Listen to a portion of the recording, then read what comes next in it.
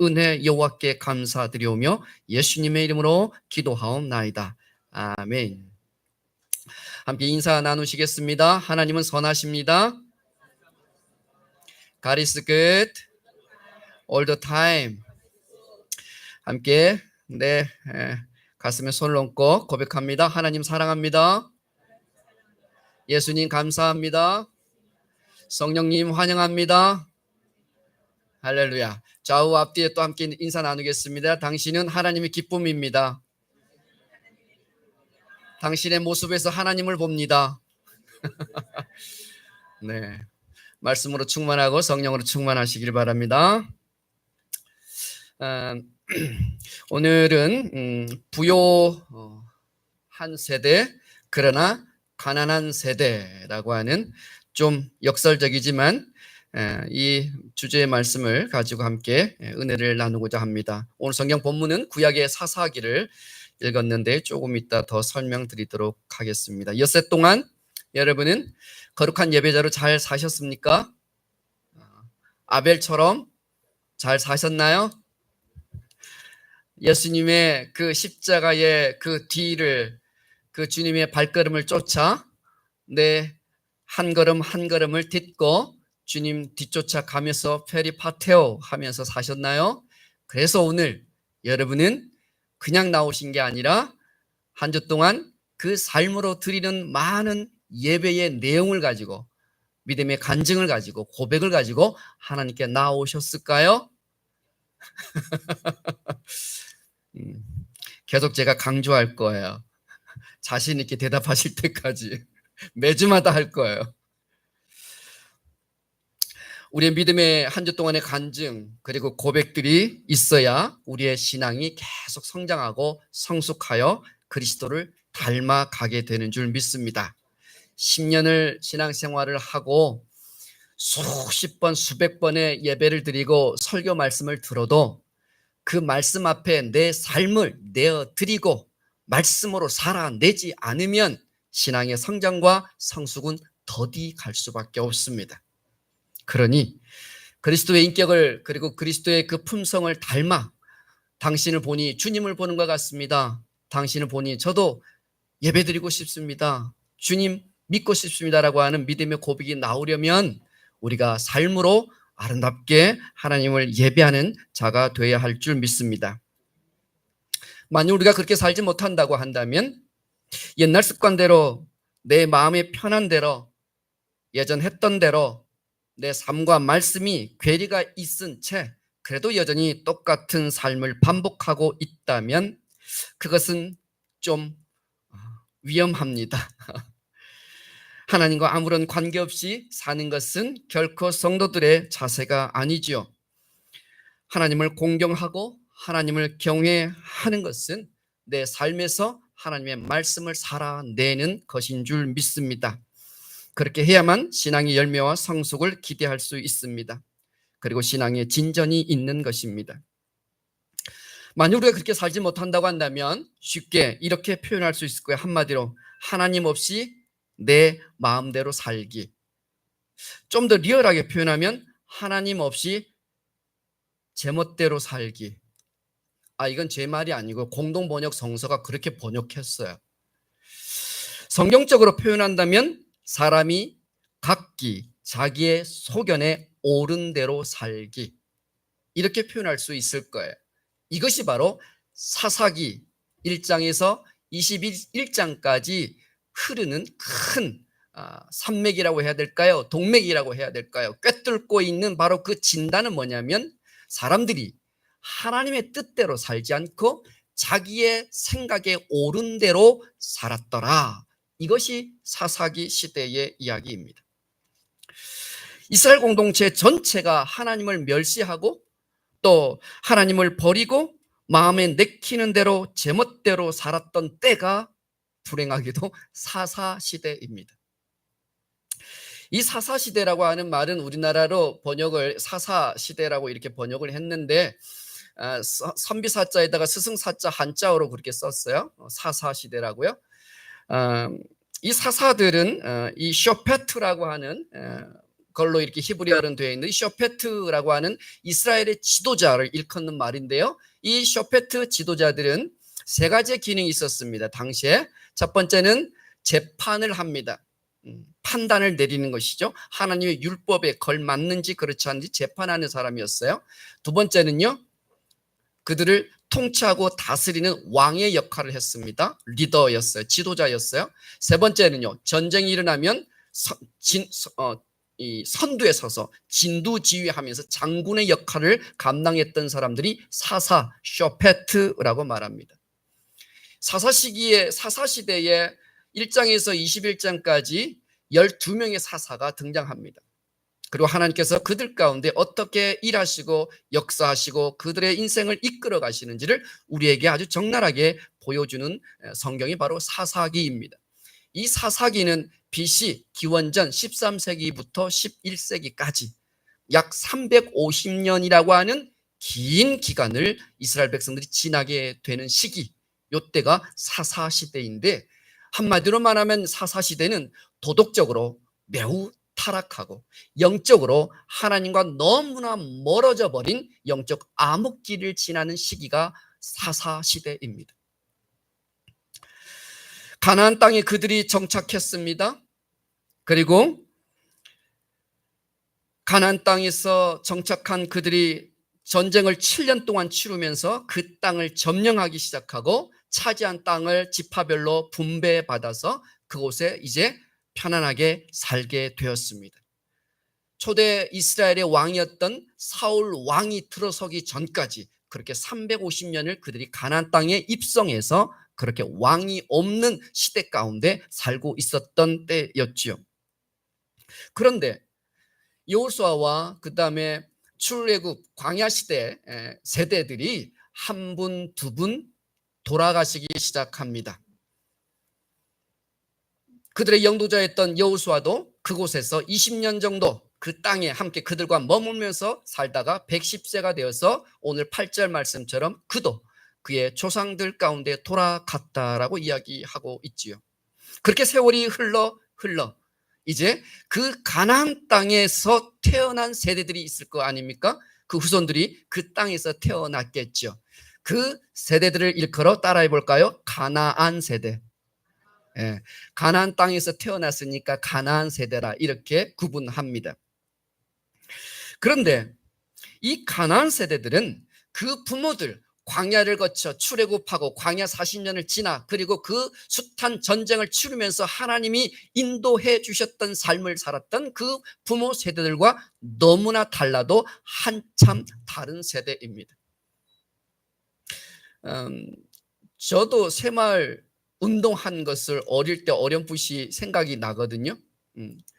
아마 그런데 저의 후배들은 그런 시기가 있었는지 모를 거예요. 저는 전쟁 세대가 아닙니다. 일제 세대도 아니에요. 그런데 저희 아버지 세대들은 그렇게 전쟁과 일제 시대를 다 지나왔죠. 그러니 그 아픔과 곡절이 있었던 그 시대들을 우리 후손들은 알 길이 없지요. 오늘 우리가 주목하고자 하는 가나안 세대가 바로 그와 같은 세대입니다. 이들은 만나와 메추라기를 먹어본 적이 없습니다. 어떻게 생겼는지조차 모르는 세대입니다. 하나님이 주셔야 먹을 수 있었던 만나 대신에 그들이 열심히 농사 지어서 곡식을 먹고 자란 세대입니다. 하나님께서 기적을 행하셔서 반석에서 내시는 물을 먹는 대신 그들은 우물 파서 샘에서 샘물을 마시는 세대가 바로 가나안 세대였어요. 장막을 치는 기술도 모릅니다. 왜요? 이주할 필요가 없기 때문이죠. 목축을 하며 떠돌아다니지 않아도 됩니다. 이제 정착하여 농사를 열심히 짓는 만큼 곡식과 그 추수물을 먹고 자라는 세대가 되었습니다. 모든 것이 풍성합니다. 모든 것이 넉넉합니다. 평화로운 일상을 살아갑니다. 배고픔의 시절들은 그들에게 없습니다. 출애굽 세대, 광야 세대였던 그들의 부모님들과는 너무나 다른 세대들이었습니다. 그 부모 세대들은 애굽의 종으로 살았고 광야의 나그네로 살면서 고단하고 배고픈 시절들을 다 지나왔던 세대들이었지요. 그들은 하나님의 기적이 없으면 결코 살아날 수 없었던 세대였습니다.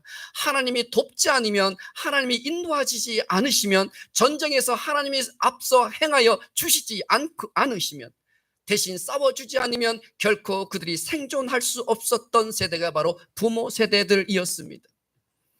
낮에는 하나님께서 그들을 구름 기둥으로, 밤에는 불 기둥으로 그들을 인도해 주셨지요. 시속 3마일 느린 걸음으로, 달팽이 걸음으로 하나님께서 그들과 함께 계시면서 그들에게 모든 필요를 공급해 주시고 채워 주셨던 세대가 바로 부모 세대들이었잖아요. 한 번도 가보지 못했던 미지의 길, 뱀과 전갈이 득실되는 광야, 강도의 그 대적들이 출몰했던 그 광야, 변덕스러운 그 날씨 가운데서도 생명을 유지 그리고 보존받을 수 있었던 세대가 그 하나님의 은혜 가운데 그 광야 세대, 부모 세대였단 말이에요. 하나님께서는 때때로 그들에게 최첨단 내비게이션이 되어주셔서 동과 서, 남과 북을 구분하게 하시고 어디 땅으로 올라가야 될지 그 길을 인도해 주셨지요. 때로는 최고의 가이더가 되어주셔서 그들로 하여금 언제 떠나야 할지, 머물러야 할지를 가르쳐 주시면서 그들을 인도하셨습니다. 때로는 위험과 용맹을 떨치시면서 적군들과 앞장서 싸워주시는 전쟁에 능하신 하나님의 모습으로 그들을 인도해 주셨습니다. 때로는 권위 있는 교관이 되셔서 하나님의 말씀 앞에 불순종하는 그 백성들을 나무라 치시면서 그들을 하나님의 사람으로 만들어 가시는 하나님의 모습도 있었어요. 때로는 토기장이가 되어주셔서 그들이 하나님이 쓸만한 그릇으로 빚어 가시는 그런 시간들도 그들은 그 광야 가운데서 다 경험하였고 하나님을 그렇게 만난 세대들입니다.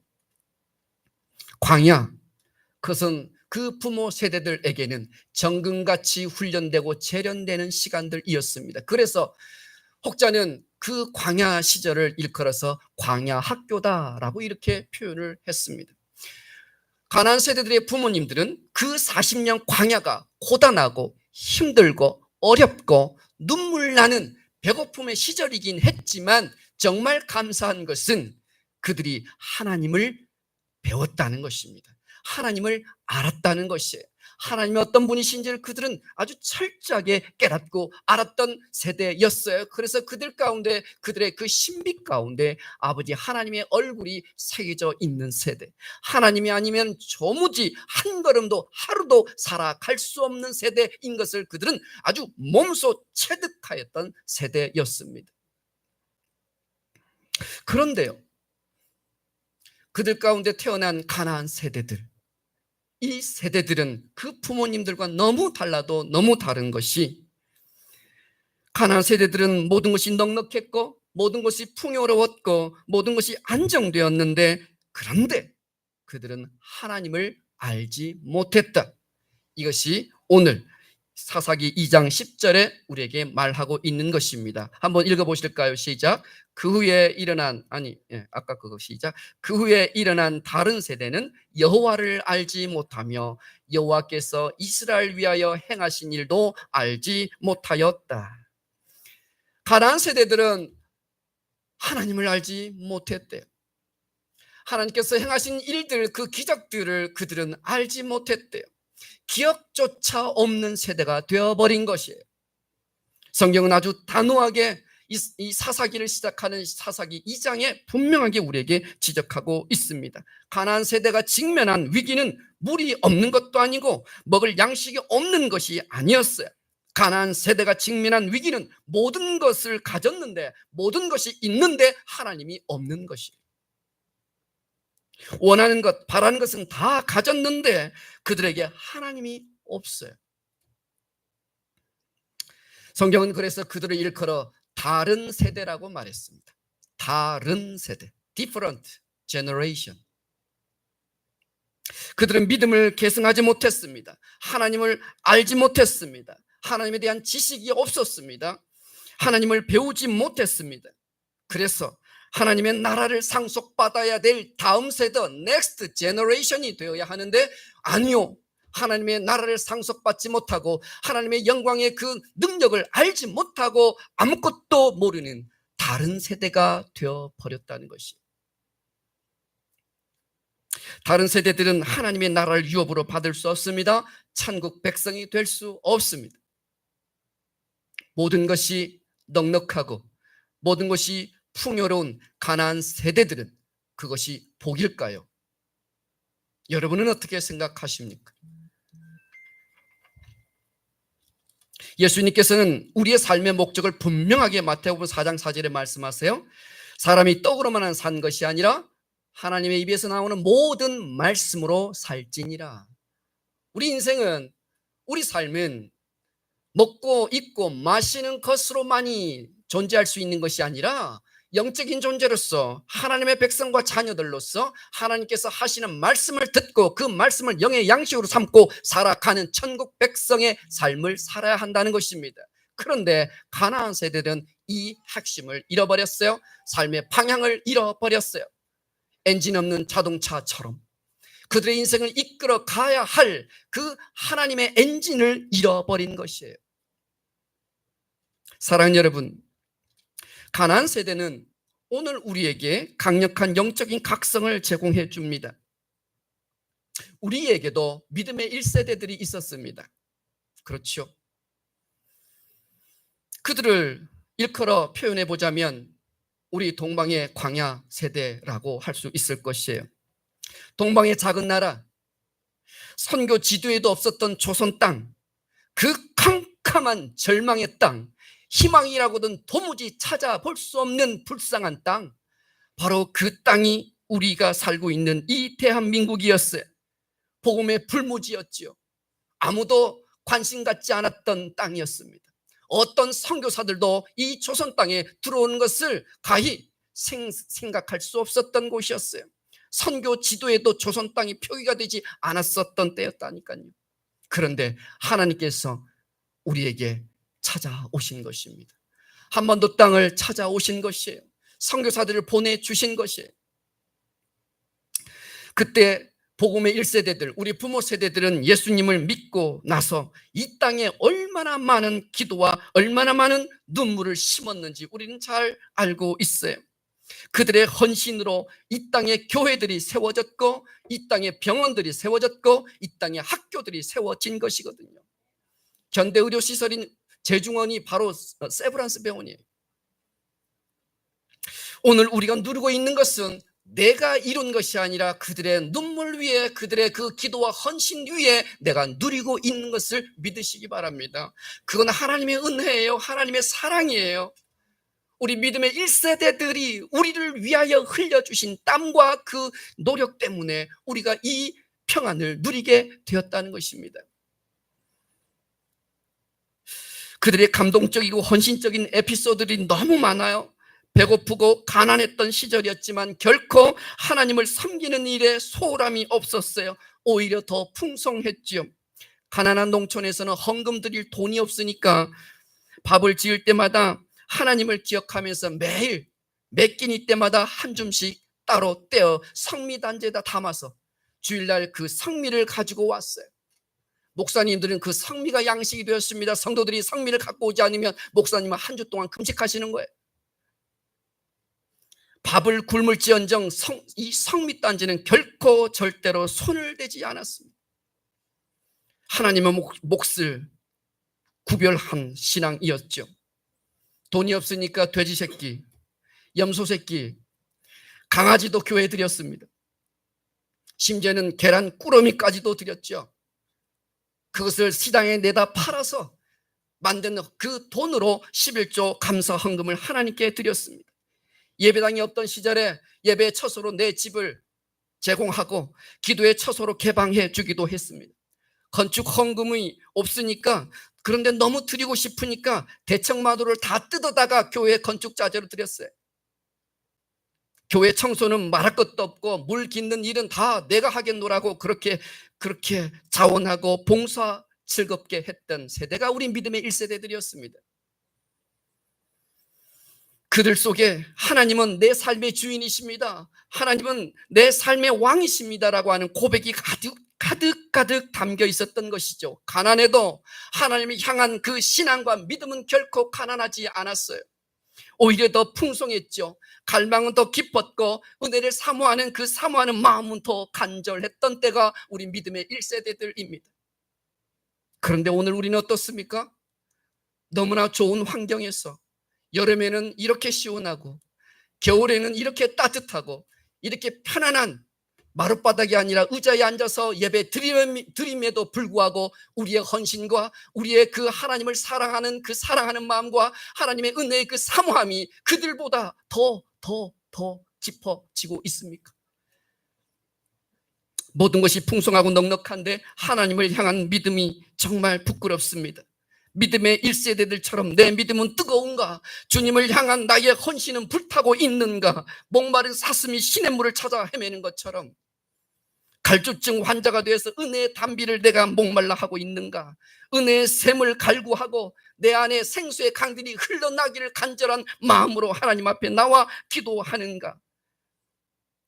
그리스도의 십자가 사랑 안에서 파리파테오하면서 빚어내고 만들어낸 간증으로 우리 자녀들을 양육하고 있고 하나님을 가르치고 있는가?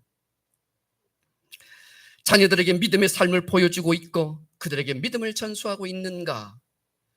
오늘 우리가 가나안 1세대요, 우리 자녀들이 가나안 2세대쯤 되지 않을까요? 금요일 퇴근을 했는데 늦게 퇴근을 했는데 12시가 넘어서 집에 갔더니 아들이 간식을 먹고 있어서 함께 간식을 얻어 먹으면서 눈치 보면서 이런저런 이야기를 나누었어요. 그런데 이 녀석이 그런 이야기를 갑자기 하는 거예요. 아빠, 그런데요, 주변에 교회 다니는 친구가 많지 않아요. 예수 믿는 친구가 별로 없어요. 그러는 거예요. 몇 명이나 되는데, 너네 학년이 몇 명이고 몇 명이나 되는데 뭐 세어보더니 별로 없다는 거예요. 그런데 지난번에 너 공연 나갈 때 그 옆에 건반하는 친구도 교회 간다 하지 않았어? 제가 물었어요. 그랬더니 가긴 가는데 알바스찬이야 그러는 거예요. 알바스찬이라는 신종 용어가 있다는 것을 그때 알았네요. 아십니까?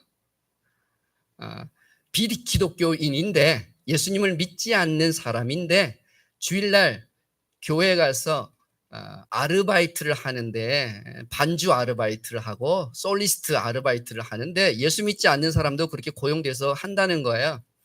그래서 알바스찬, 아르바이트 플러스 크리스찬을 합친 신종 용어가 알바스찬이래요. 주변에 그런 친구들이 많대. 왜냐면 제 아들이 아시는 것처럼 연주를 하잖아요. 그러니까 교회에 이제 그럼 드럼이든지 뭐 악기를 다루는 그런 사람이 많이 필요하니까 이렇게 부르는가 봐요.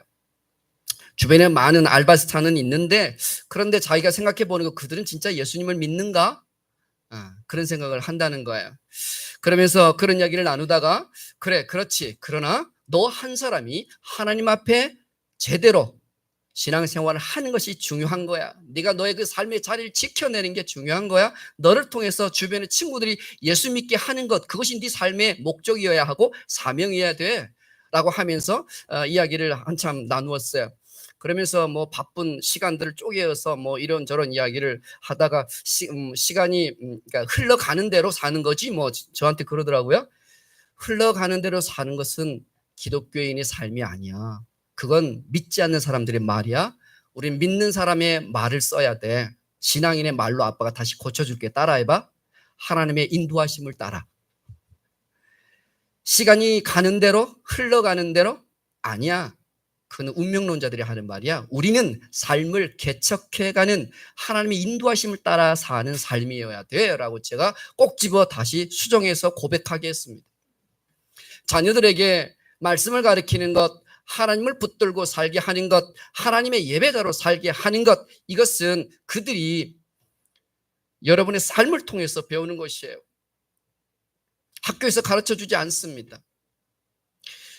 가나안 세대들이 하나님을 알지 못하는 세대가 되었다는 것은 그 부모 세대가 그들에게 믿음을 제대로 전수하지 않았다는 뜻이기도 합니다.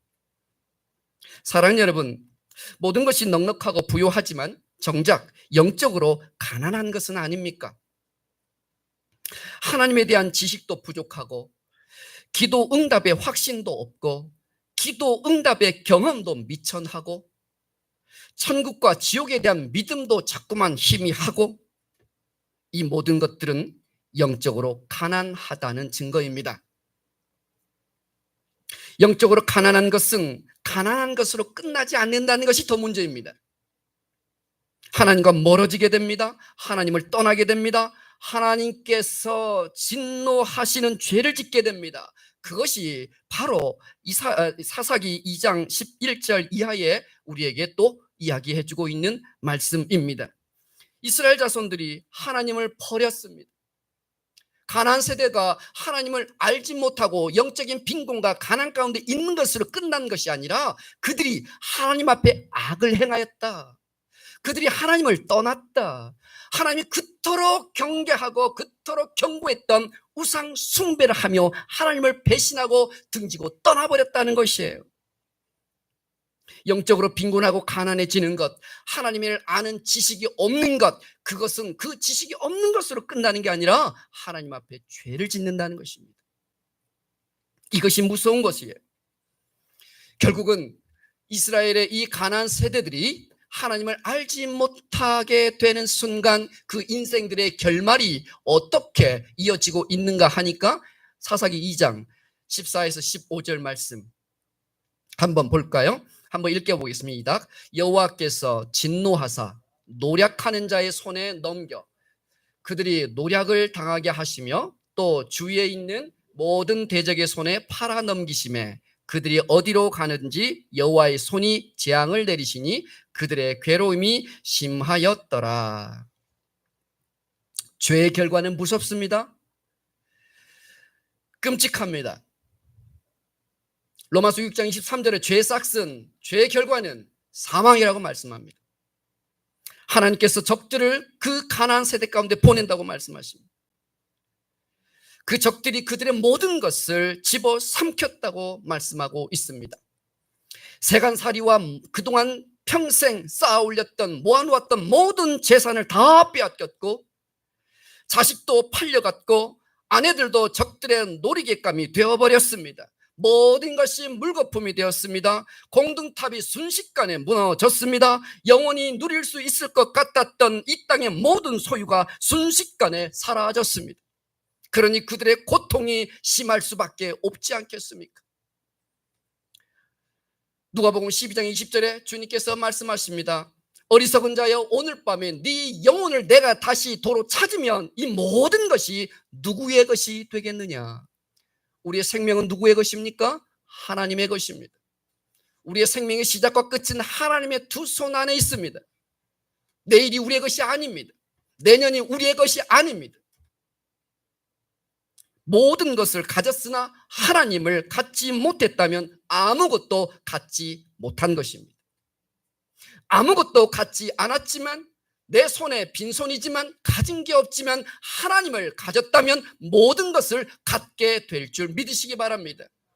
요셉이 호련단신 형들에게 배신당하고 버림받고 쫓겨나서 호련단신 애굽으로 그렇게 몸이 팔려갔던 빈털털이었던 그 요셉을 그가 평생 아버지 야곱과 할아버지 이삭에게 배운 여호와 하나님을 경외하는 것을 끝까지 준수하고 지켰더니 그를 애굽의 총리가 되게 하셨던 하나님, 바벨론 포로민이 되어서 포로민 신세로 끌려갔던 다니엘이지만 그가 하나님을 경외하고 기도에 무릎을 꿇고 살았던 바로 그에게 바벨론의 총리가 되게 하신 하나님, 하나님을 가지면 모든 것을 가지게 되는 줄 믿으시기 바랍니다. 우리 자녀들이 모든 것을 가졌으나 하나님을 잃어버렸다면 위험합니다. 하나님을 제대로 믿지 않고 예배하는 자리에 나오지 않는데 그들이 잘 나가고 승진하는 것은 위험합니다. 하나님과 더 멀어지고 있다는 증거이거든요. 그런데요, 아무것도 없지만 오늘 보잘것없지만 오늘 해놓은 것이 없고 눈에 보이는 가시적인 성과가 안 보이지만 답답하지만 그래도 하나님을 끝까지 섬기고 신뢰하며 그분을 믿고 따르는 예배자로 사는 삶, 하나님을 소유한 우리 자녀들은 잘 되게 되어 있습니다. 그 결말을 하나님께서 책임지십니다. 페르시아의 총리가 된 사람이 바로 누굽니까? 누구죠? 에스더의 삼촌 모르드게 아닙니까? 페르시아 제국이 보통 큰 제국입니까? 그런데 기도로 하나님 앞에 나아갈 수 있었던, 나아갈 줄 알았던, 기도에 응답하시고 역사하실 그 하나님을 알았던 모르드게는 하나님의 페르시아 제국의 총리가 되게 하십니다. 모든 것을 가졌으나 하나님을 잃는 것처럼 위험한 게 없습니다. 아무것도 없지만 하나님을 가진 자처럼 그렇게 그를 뭐랄까요? 그와 맞서 싸울 원수는 없어요. 하나님께서 그를 높여주시기 때문에 그렇습니다. 보세요. 그들이 어디로 가든지 여호와의 손이 재앙을 내린다고 말씀하십니다. 하나님의 손, 이것은 하나님의 능력, 하나님의 권능, 하나님의 힘을 뜻하는 상징어입니다.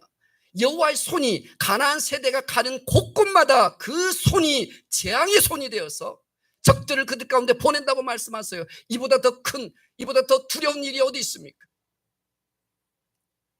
하나님의 그 능력의 손 앞에 견뎌낼 수 있는 사람이 누가 있겠습니까? 심판과 진노 앞에 생명을 보존하고 우리의 소유를 지킬 수 있는 사람이 누가 있단 말입니까? 시딤 골짜기에서 우상 숭배를 했던 그 백성들을 여호와 하나님의 손이 그들 가운데 임하니 24,000명이 단 하루 만에 하나님 앞에 쓰러집니다. 하나님의 이 손이 재앙의 손이 아니라 우리를 돕는 손이 되게 해야 되지 않겠습니까? 우리의 가나안 세대, 저와 우리 자녀들, 그리고 여러분의 그 세대를 향하여 사사기는 우리에게 그렇게 말씀하시는 거예요. 너희에게 하나님의 손이 재앙의 손이 아니라 도움의 손이 되게 하라는 것이에요. 지금이 우리에게 주신 기회입니다. 에베소서 5장 15절 우리에게 이렇게 말씀합니다. 한번 읽겠습니다. 시작. 그런즉 너희가 어떻게 행할지 자세히 주의하여 지혜 없는 자같이 하지 말고 오직 지혜 있는 자같이 하여 세월을 아끼라. 때가 악하니라. 그러므로 어리석은 자가 되지 말고 오직 주의 뜻이 무엇인가 이해하라. 술 취하지 말라. 이는 방탕한 것이니 오직 성령으로 충만함을 받으라. 아멘. 오늘 우리에게 주시는 권면의 말씀입니다. 세월을 아끼라. 때가 악하니라. 우리에게 주어진 이 은혜의 시간은 한시적입니다. 영원하지 않나요? 내년이 우리의 것으로 보장될 수 없어요. 우리에게 주신 때가 바로 이 기회의 때인 것이고 은혜의 때인 것이고 구원받을 만한 때인 것입니다. 미루지 마세요. 연기하지 마세요. 오늘 하지 못하면 내일 해도 되겠지. 올해 아니면 좀 더 준비해서 내년부터 기도에 나와야지. 안 돼요. 이번 주에 금요일 날 기도회를 하는데 저를 포함해서 11명이 나왔더군요. 굉장히 부응한 겁니다. 성령으로 충만함을 입는 것은 잘 알겠지만 기도의 자리입니다. 기도의 자리에서 성령 충만함을 입었다는 것을 우리는 잘 알고 있죠. 사도행전 2장에 보니까 120문도들이 함께 모여 기도할 때 성령께서 불같이 바람처럼 임하였다고 말씀하시잖아요. 성령 충만함을 받는 것이 세월을 아끼며 지혜 있는 자같이 사는 법인데 그러기 위해서 첫 번째 해야 될 일이 무엇이냐? 무릎 꿇고 기도하는 것입니다. 여호와 하나님께서 일을 시작하실 때 늘 기도를 시작하게 하셨습니다. 교회를 부흥시키실 때 기도로 시작하게 하셨습니다. 흩어지지 말고 이불 속에 계시지 말고 함께 모여 기도하는 시간을 사모하고 그 자리를 지켜내시고 사수하십시오. 거기에서 성령께서 임하시고 성령의 충만 가운데 여러분을 인도해 주십니다. 여러분의 살 길을 제시하여 주십니다. 그 징계의 손이 바뀌어 우리에게 복을 주시는 손이 되게 하십니다. 우리를 돕는 손이 되게 하십니다.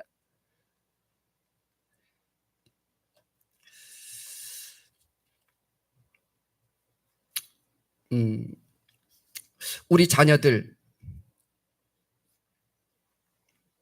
사랑하는 우리 가족들, 그들에게 구원받을 만한 믿음이 없다면, 그리고 부활의 생명이 없다면 어떻게 될까요? 이제 좀 살게 되었고 허리를 좀 펴게 되긴 했는데 하나님을 잃어버렸다면요. 세상에는 인정받고 승진도 하고 명성도 얻었는데 하나님과 거리가 멀어졌다면요. 그것이 진정 성공일까요? 그것이 진정 부요함일까요? 아니요. 하나님 앞에서는 가장 가난한 것입니다. 사랑하는 우리 가족, 그들을 위해서 우리 열심히 기도해야 되지 않을까요?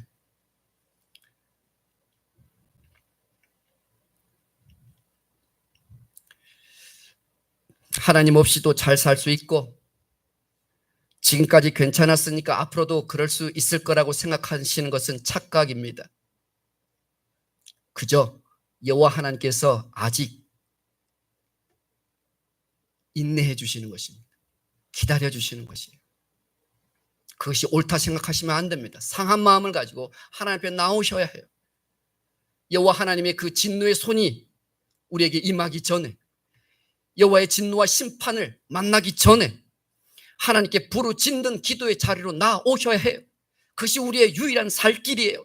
그것이 우리를 부흥케 하고 우리를 진정 영적으로 부요하게 하는 영적 가나안 세대로 만들어 가시는 방법이세요. 그것을 하나님께서 원하신다는 것이에요. 오늘 본문의 18절에 읽지는 않았지만 그 백성들이 다시 뜻을 돌이켜 하나님 앞에 부르짖었더니 여호와께서 구원하시더라. 기도는 우리를 살립니다. 기도는 우리의 자녀들의 진로를 인도하십니다. 막힌 그 문들을 열어주십니다. 우리 자녀들의 그 취업을 위하여, 우리 자녀들의 그 배우자 결혼을 위하여, 우리 자녀들의 인생을 위하여 우리가 지금부터라도 기도하며 하나님께 나아가야 되지 않을까요? 저와 여러분이 그런 부모의 세대, 가나안의 축복받는 세대가 되고 하나님의 새로운 역사를 써가는 영적인 가나안 세대가 될 수 있기를 주의 이름으로 축복합니다. 우리 자녀들이 그와 같은 하나님을 모르는 가나안 세대가 아니라 하나님을 아는 가나안 세대, 하나님의 능력을 사용할 줄 아는 가나안 세대, 하나님께서 축복을 해 주실 수밖에 없는 축복받는 하나님의 권세자의 자녀들이 될 수 있게 되기를 예수님의 이름으로 축복합니다. 함께 우리 찬양하면서 믿음의 고백, 결단 기도 함께 하면 좋겠습니다.